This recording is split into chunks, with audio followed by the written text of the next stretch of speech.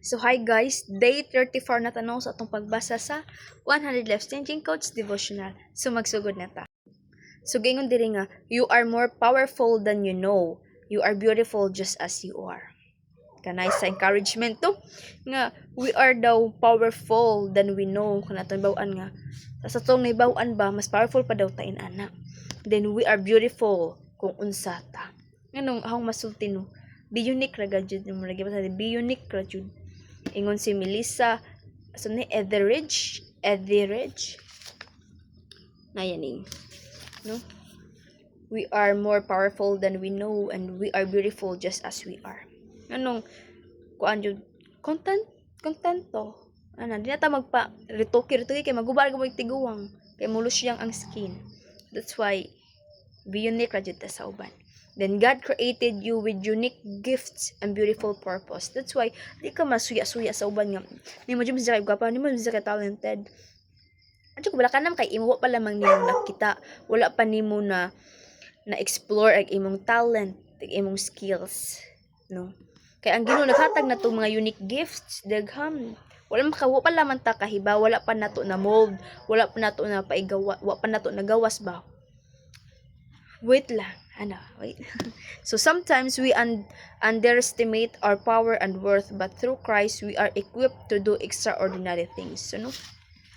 Di mo na to malikayan nga mag self-pity ta ba, self-doubt nga di nito kaya, wa mo ko ani nga talent, di mo kan tiguin ani.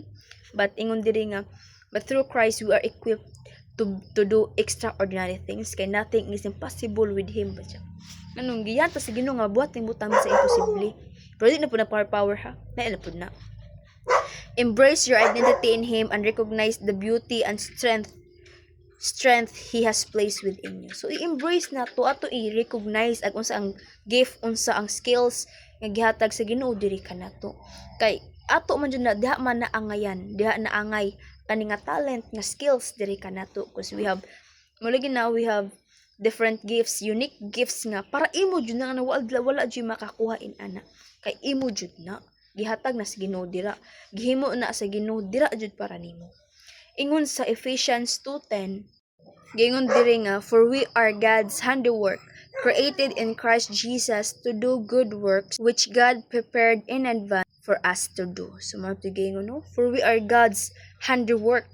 So gihimo gud ta sa Ginoo bagay sa Genesis nga gihimo ta sa Ginoo para sa iyang likeness. So no, to do good works, ijang gi-prepared kato nga mga skills, abilities to do so nga mo dotong buhaton nga abot ta diri nga mabuhi ta.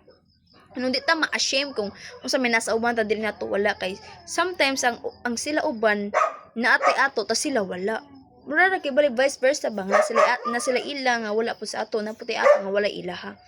That's why di jud ta maikot. Mura be contento ra jud ba, pero kung nagaling over na po sa kontento din na di na doon mo buhat or take an action, take step or inana lahi na pud nga kuan.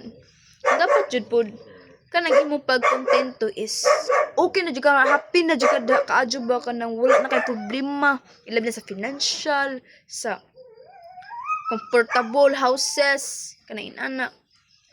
So no, ang ako lang gingon ninyo is be unique sa unsay kagalingon din, explore yourself, kay daghan pa jud nang hidden talents nga nadira nimo, daghan pa nang ipakita ba nga mga abilities, mga talents. That's why explore yourselves. Kay I know ako kay bawo jud ko nga naapa mo'y mga talent nga upan jud nahibaw-an, na po mga skills nga wala pa ninyo nahibaw-an, na po mga abilities nga wala pa nahibaw-an. So explore yourself.